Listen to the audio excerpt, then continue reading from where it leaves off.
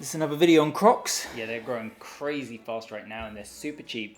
And they'll have their Q4 earnings tomorrow, which is usually their biggest earnings of the year. So I'm just writing down my expectations and I'm going to do a video, sort of my expectations and then the results. How many people watched the last 4 videos? Yeah, I guess not many, but this is a clear 10-bagger. I can't make another video about Alibaba.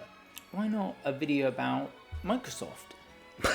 I mean, everyone knows about Microsoft. They are an awesome business, but they are way overpriced and they also got crazy fluky during the pandemic. So I'm not going to be making a video on a company that I myself would not buy. Fine, what about Warner Brothers? What about Warner Brothers? Your video on them did really well, plus you have a stake in them. Okay, sure. Warner Brothers earnings aren't for another 2 weeks though. So only those that are subscribed to the channel will be notified when that goes live. Who are you talking to? I'm the only person here. In the meantime, Crocs has a million times more upside potential on its earnings and they're priced cheaper than any of the big tech companies. So I'm going to be talking about Crocs and I'm going to leave the Magnificent Seven to the other fantastic YouTube channels.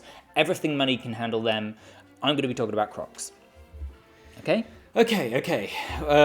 What about what? a cup of tea? Oh, sorry. Yeah. Milk and sugar. Thanks. Oh, I also wanted to talk about my salary. Actually, I'm ready to record the video now, so I'm going to have the tea in the other room.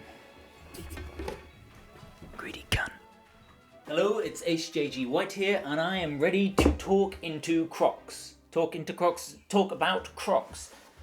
These things, the shoes that I wear all of the time now. Jumping straight into the biggest threat to the business, we need to talk about Crocs' $2 billion worth of debt. No doubt the #1 reason most people look away from this stock is because of its extremely high leverage. The reason Crocs has so much debt is because just about a year ago they bought a business called 𝗙𝗙𝗙 for about $2 billion.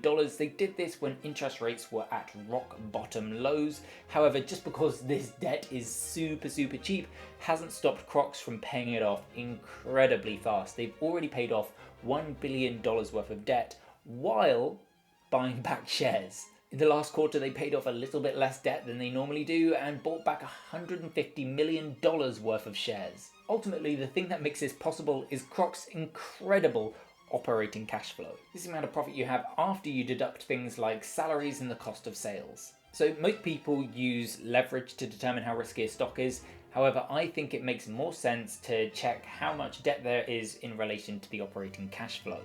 And for Crocs, basically, the ratio of debt to operating cash flow is 48%. That means that Crocs can pay off all of its debt with its operating cash flow in a little over 2 years. Now, one of the biggest risks to companies with enormous debt piles like Crocs is when interest rates go up. So mitigating for that risk, let's examine what would happen if interest rates went up by 1%. Well, according to Crocs' own balance sheet, then their entire $2 billion worth of debt would go up by about 15 million. Now the reason this is because the majority of their debt is fixed rate. The big $2 billion chunk is fixed rate and then they have a small amount of variable rate debt, which I'm assuming the only reason they're not paying that off first is because it is a lower interest rate debt, thanks to the fact that it's variable rate. So with that said, this is what I'm going to be looking for in their Q4 financial release. First, I want the earnings per share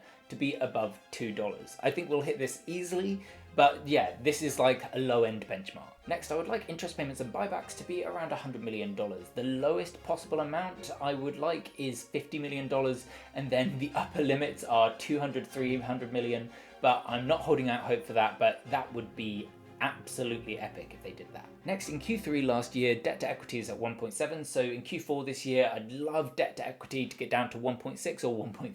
1.5 would be a massive win because we only need to get down to 1 to hit our long-term goal. Finally, what I love about this stock are the operating margins. Because they sell a foam clog for £40, a foam clog that probably costs $1 to make, they make incredible margins, better than any other business in the footwear industry. So that is where their 17%, 20% margins come from. So yeah, the lowest margins I'd want to see are 15%. If they can stay at 17%, I'm going to be really happy. And if they are at 20%, that will be epic. Okay, so that's it. That's all my predictions. The earnings are now out, so let's go look at them. Just going to open the earnings report. I'm looking at it for the first time. So Crocs and... Okay. No, so I have already looked at the earnings and they are incredible. Sorry, just using my little light. So normally I would go through page by page of the earnings, but that would usually be because there's some sort of discrepancy. There's something I need to look up. In this particular instance, every possible metric that I care about is up. So there is no investigating for me to do. So revenues are up 12%. Crocs brand revenues are up 14%. Adjusted operating margin is up year over year. We'll get into that as well. The earnings per share are up 10% to $12 per share for the year, so way above our estimates. It's actually above the higher end estimates put forward by Wall Street. And then the debt pay down, this must be for the year, is $666 million, which means their net leverage is down to 1.3. I cannot believe this. This is so much better than I was anticipating. So with all that set up, let's get into each individual element here. So guys, this is a slide that is incredible. I never expected this, but since 2022, our margins are up year over year to 60%. So this was already one of the highest margin businesses in the footwear industry, and now they've gotten even higher. Yes, the margins have come down slightly on the Hey Dudes business. I am not concerned about this in the short term because the margins of the overall business are up and Crocs are just smashing it. What this means, guys, is by having higher revenues and higher margins is that this year is that Crocs are going to have even more cash to pay off debt, buy back shares and invest in the business growing into Asia. And yeah, here guys, this is the slide I care about most. Capital allocation. So this is the net leverage ratio. Now, as I said before, I don't care about leverage in terms of risk because our operating cash flow is so much bigger than our debt, but it is good to see that debt to equity ratio come down. And obviously a year ago we were 2 times leverage in 2022. Now we are 1.3 times leverage. So Crocs have paid off a phenomenal amount of debt. But actually not just debt, they've also been buying back shares in this quarter. So they've paid off, they've done $175 million worth of share repurchases in the last 12 months, 25 million in the last quarter, and they've paid off $277 million worth of debt in Q4. I was hoping for, say, 50 to 100 million. That would have made me super happy. 200 would have made me really happy. Close to $300 million, that's incredible. I'm so happy about this. So guys, usually I'd be going down some crazy avenues and detours explaining the earnings, but this quarter we absolutely don't need to do any of that because not only have they hit our targets, they've far exceeded them.